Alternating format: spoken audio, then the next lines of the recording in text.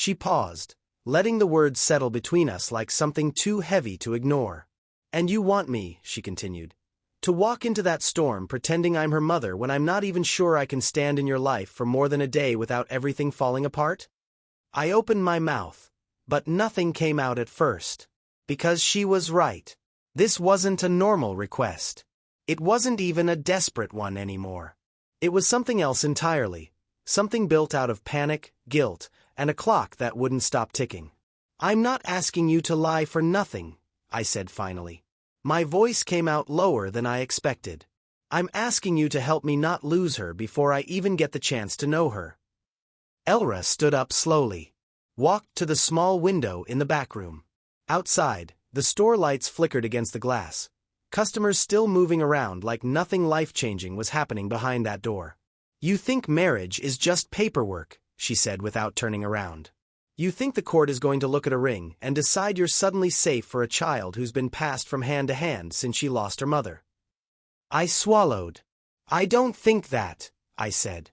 "I think it's the only thing I have left to show them I'm not nothing in her life." That made her turn. For the first time, her expression cracked. Just slightly. Not soft. Not convinced. But human. "And what makes you think I'd agree to this?" she asked. I hesitated. This was the part where I should have had a better answer. Something smart. Something controlled. But all I had was the truth. "Because you understand what it feels like when life decides you're not important enough to hold on to," I said quietly. "And because I think if you were in my place, you wouldn't let a child disappear either." Silence. A long one. Elra looked at me like she was weighing something far bigger than a yes or no. Like she was deciding whether helping me would save someone, or destroy both of us in the process. Then she sat back down. Slowly. Carefully. "You have until tomorrow morning," she said, "to convince me this isn't just panic disguised as responsibility." Relief hit me so hard I almost didn't hear the second part. "But listen to me, Daniel," she added, voice sharper now. "If I do this, it won't be fake in how it matters. Not to that child. Not to the court. Not to anyone who gets dragged into it. You don't get to treat it like a shortcut you walk away from when things get hard." I nodded immediately. "I won't." She studied me for a long moment. Then she exhaled. "Go home," she said. "Fix your house. Make it look like someone actually lives there. I'll meet you at 7 a.m. We'll talk details before we do anything stupid." I blinked. "That's a yes." "It's a don't make me regret this," she corrected. But it was still a yes. The next morning came too fast. I didn't sleep. I cleaned again. Scrubbed places that didn't need scrubbing. Fixed lights that already worked. Moved furniture like rearranging wood could somehow prepare me to become a father overnight. At exactly 7:03 a.m., a truck pulled into my driveway. Elra stepped out. No hesitation. No warmth either. Just a woman in a plain coat holding a folder like she was walking into something she didn't fully trust, but had already agreed to survive. She looked at the house, then at me. "It'll do," she said. "That's not exactly comforting," I replied. "It's not supposed to be." She walked past me into the house like she already belonged there in some technical sense the court would understand but real life wouldn't. Then she stopped in the hallway. Turned back. "One rule," she said. I waited. "If we're doing this," she continued, "we do it properly. No improvising in front of the judge. No emotional speeches. No trying to fix things on the fly." I nodded again. "And Daniel?" "Yeah." Her eyes held mine for a second longer than necessary. "If this little girl is coming into your life, you don't get to be temporary anymore." Something tightened in my chest at that. Not fear. Something heavier. Something real. "I don't want to be," I said. For the first time that morning, her expression softened, just barely. "Good," she said. "Because she's going to need permanence more than promises." And just like that, we weren't pretending anymore. We were preparing. He doesn't hurt people, and he shows up when something needs fixing. That's more than I can say about a lot of adults I've known. The room stayed quiet after she finished. Mrs. Grant wrote something down without looking up. Then she turned to me again. "Mr. Mercer," she said, "do you understand that once Ivy is placed with you, the court will expect consistency? No disappearing. No instability. No sudden changes that could disrupt her recovery process." I nodded immediately. "Yes. And you understand this is not temporary in practice, even if it is legally reviewed later?" "I understand," I said. "I'm not doing this for temporary." Elra's hand shifted slightly beside me, just enough that I noticed. Not reassurance. Not comfort. Something closer to grounding. Mrs. Grant closed the file. "We will approve emergency placement pending final review," she said. The words didn't land right away. Like my brain refused to accept them. Then it hit. Approved. The room didn't celebrate. No one smiled. No one relaxed fully. It wasn't that kind of victory. It was just the first step into something heavier. Outside the building, the air felt colder than it had any right to be. Linda stepped beside us. "She'll be brought here within the hour," she said. "Foster placement will hand her over at the transfer point." I felt my stomach tighten. Elra stayed quiet, arms folded, watching the street like she was already preparing for a moment she hadn't agreed to emotionally yet. "You okay?" I asked her quietly. She didn't answer right away. "I don't know yet," she said finally. "Ask me after I meet her." That honesty hit harder than any reassurance would have. We drove in silence. The farm looked different when we got back. Not physically. Emotionally. Like it was waiting for someone it had never been designed for. Elra walked inside first. She didn't speak. Just started inspecting the space the way she did everything else. Practical, precise, quietly judgmental in a way that somehow made things better. "This is the room?" she asked. "The spare one," I said. "I cleared it like you said." She opened the door. Inside, a small bed with a clean blanket, a bookshelf half filled with old paperbacks I'd never finished, a wooden desk by the window, and a box of supplies I'd bought at the last minute because I didn't know what ready actually looked like. Colored pencils. Sketchbooks. A stuffed animal I had stared at for 10 minutes in a store before buying it like it mattered more than it should. Elra walked in slowly. She picked up the stuffed toy. "A goat?" she asked. It was either that or a cow that looked emotionally unavailable. For the first time that morning, she let out a short breath that almost sounded like laughter. "Good choice," she said. The sound of tires outside made both of us freeze. Elra set the toy down immediately. I walked out before I thought too much. A car had stopped at the edge of the driveway. A woman stepped out first, holding a small bag. Behind her, a child. Small. Quiet. Standing still like she wasn't sure if moving forward was allowed. I didn't realize I'd stopped breathing until Elra stepped beside me. "That's her," I said. My voice came out lower than I expected. The woman from foster services said something softly to Ivy, then crouched down to her level. "This is Daniel," she said gently. "He's your father." The word father landed like something unfamiliar. Ivy didn't run toward me. She didn't smile. She just looked at me. Studying. Measuring. Deciding. Then she asked, very quietly, "Are you the reason she's not here anymore?" My chest tightened. Elra shifted slightly beside me, but didn't interrupt. "This was mine. I don't know how to fix that part of the story," I said carefully. "But I'm here now. And I'm not going anywhere again." Silence. Long, heavy. Then Ivy looked past me, at the house. At the room window.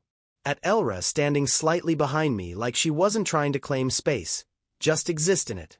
"And her?" Ivy asked. I glanced at Elra. Then back at Ivy. "She's here because you are," I said. That was all I had. No perfect answer. No clean truth. Just effort. Ivy stared a little longer. Then she took one step forward. Not into my arms. Not yet. Just closer. And for the first time, I understood something clearly. This wasn't the beginning of a solution. It was the beginning of responsibility. Elra stepped forward slightly and knelt down. Not forcing warmth, not pretending. Just lowering herself to Ivy's level. "Hi," she said simply. Ivy didn't respond right away. But she didn't step back either. And in that fragile, uncertain silence, the house stopped being empty. Not fixed. Not healed.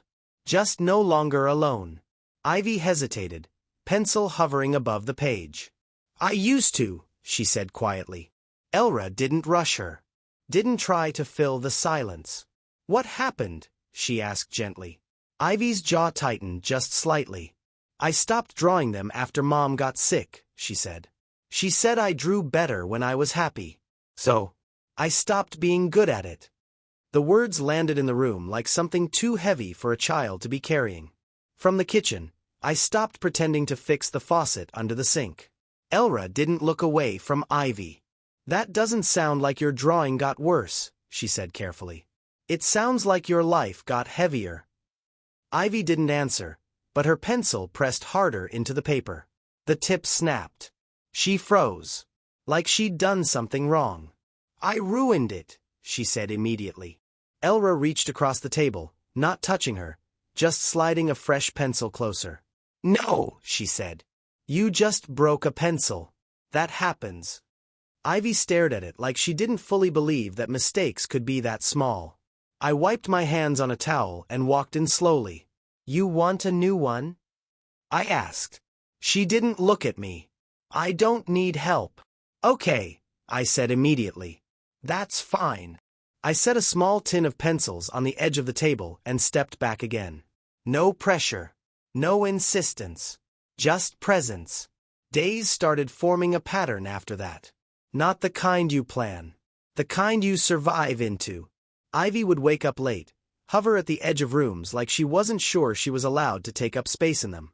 Elra would be the first voice she heard every morning. Steady, unchanged, never demanding more than she could give. I stayed in the background more than I wanted to. Fixing fences. Repairing tools. Cooking badly but consistently. Trying not to become another adult who filled silence with expectations.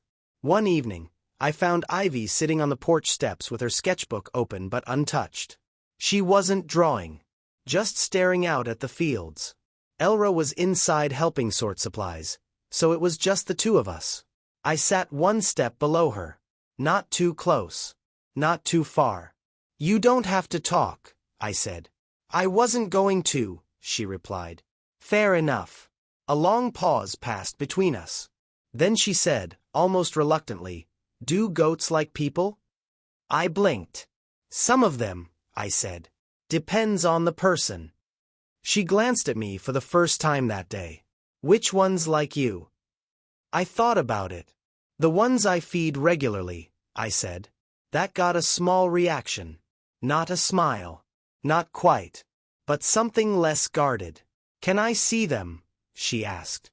"Yeah," I said. "If you want." She closed her sketchbook without finishing the sentence she hadn't started. "I don't want to draw right now," she said. "That's okay," I replied. She stood up slowly, like she expected the moment to change its mind. It didn't. The goats didn't fix anything. But they changed something. Ivy stood near the fence for a long time, watching them like they were safer than people. One of them, small, stubborn, white with a patch over its eye, walked up to her first. Didn't hesitate. Just nudged her knee. Ivy froze. Then slowly, carefully, she lifted her hand. The goat didn't move away. Elra leaned against the barn door watching. "She's picking the stubborn one," she said quietly. "She's got taste," I replied. Elra looked at me briefly. "Or recognition." I didn't ask what she meant, because I already understood more than I wanted to admit. That night, something shifted. Not loudly. Not dramatically. Just enough that I noticed. Ivy left her bedroom door slightly open. Not all the way. Just a crack. I stopped in the hallway when I saw it. Elra came up behind me, saw it too. "She didn't close it," I said. "No," she replied. We didn't move for a moment. Then Elra spoke softly. That's not trust yet. I know, I said. It's curiosity, she added. I nodded. Curiosity is enough to start with. She glanced at me. Just don't mistake it for healing. I won't, I said.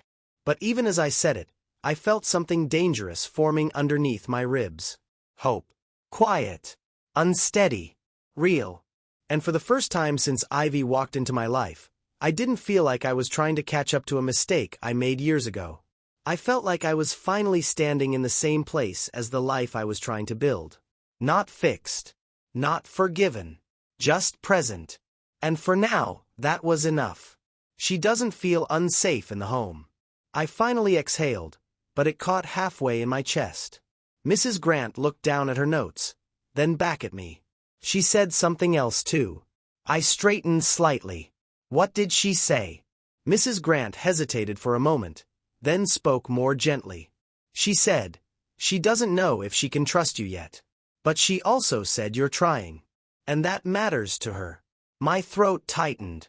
I looked toward the porch screen where Ivy was standing just inside the doorway, the wooden goat clutched in her hands like it was the only solid thing in the world. Elra spoke quietly beside me. And the recommendation? Mrs. Grant closed her folder. I will be approving continued guardianship under supervision, monthly visits, counseling support for Ivy, and mandatory check-ins for both of you. The words should have felt heavy. Instead, they felt like air returning to my lungs after drowning. I nodded quickly. Whatever it takes. Mrs. Grant looked at me carefully. Don't mistake this for victory, Mr. Mercer. This is just the beginning of proving you can keep what you've been given. I nodded again, slower this time. I understand. When she left, the silence she left behind felt different than before. Not empty. Just unfinished. I turned toward the porch. Ivy was still standing there, watching me, waiting like she didn't know which version of me was going to speak next.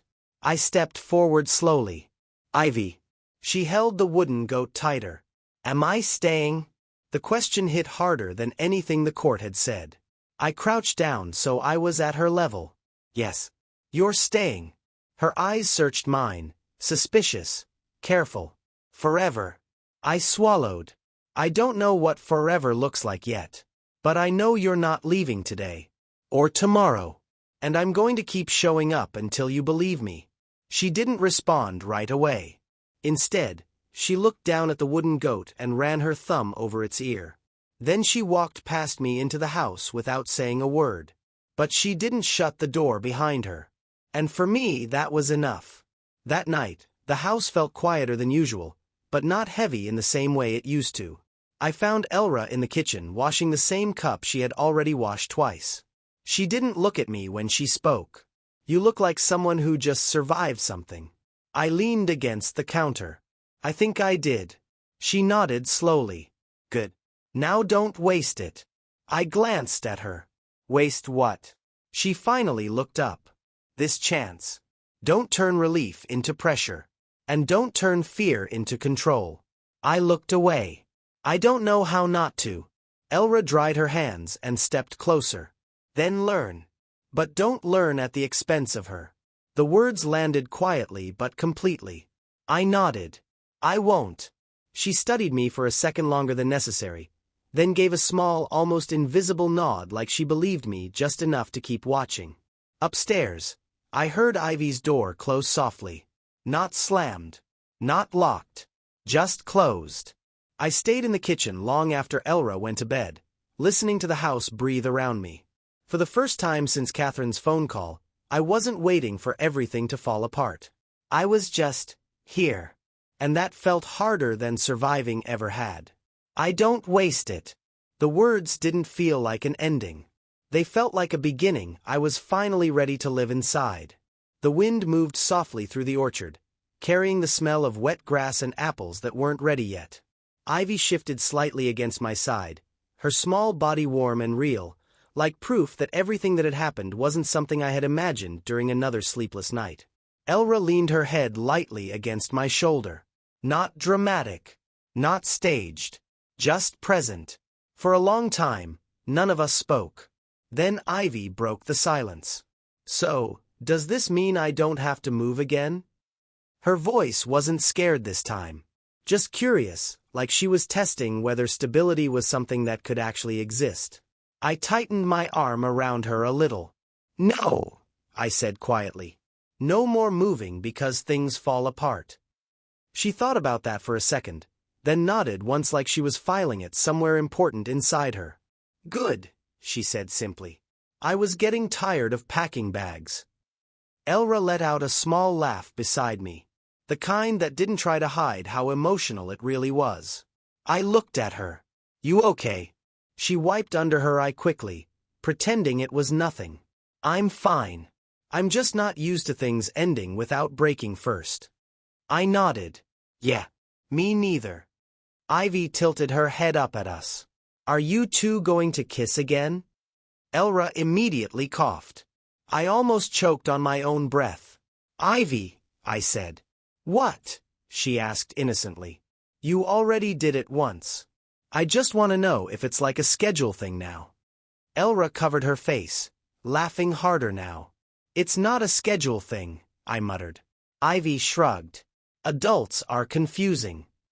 That line settled over us like truth no one could argue with. Later that night, after Ivy had finally gone inside, Elra and I stayed on the porch a little longer. The house behind us was quiet in a way that didn't feel empty anymore. It felt lived in, like it belonged to more than one heartbeat now. Elra spoke first. Do you ever think about how close you came to not calling that lawyer? I stared out at the dark fields. Every day. She nodded slowly. Me too. A pause. Then she added softer. I used to think life only made sense when you avoided mistakes. I turned to her. And now? She looked at the house. At the faint glow of Ivy's nightlight through the window. Now I think some mistakes are just doors you were too afraid to open the first time. I didn't answer right away. Because I knew what she meant. And because for the first time, I didn't want to run from it. Inside the house, something small shifted. A floorboard creaked upstairs. Ivy was awake. I started to get up, but Elra gently stopped me with a hand on my arm. I'll go, she said. I hesitated. She might want both of us, Elra cut in gently. But tonight, she needs to learn that it's safe to ask for things without everything falling apart. I nodded. She went inside.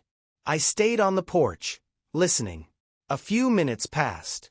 Then I heard footsteps. Small ones. Slow. The door opened again. Ivy stood there in her pajamas, holding the wooden goat tightly against her chest. Elra was behind her, not pushing, not guiding. Just there. Ivy looked at me first. Then Elra. Then the space between us.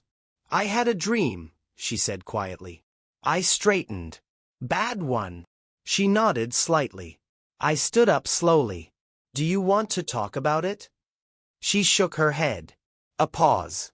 Then she asked, very small, can I just sit? My chest tightened. Yeah, I said immediately. Of course. She walked over and climbed onto the porch step between us. Not choosing one side. Just placing herself in the middle. Elra sat down on her other side. I followed. For a while we just sat there. No fixing. No explaining. Just staying. Ivy leaned her head back slightly. You're not leaving, right? She asked again, quieter this time. I looked at her. Not rushed. Not dramatic. Just honest. No, I said. I'm not going anywhere. She looked at Elra. Elra nodded. Same for me. Ivy studied both of us like she was checking for cracks. Then she finally relaxed. Okay, she whispered. A long pause. Then, almost like it slipped out without permission, I think I like this family. Elra looked away quickly, blinking. I didn't trust my voice for a second. So I just reached over and gently rested my hand near hers. Not grabbing. Not forcing. Just there. Ivy slowly placed her small hand on top of mine again. Like she had done that night in the hospital room. Like she was choosing it again. And this time, No one corrected her.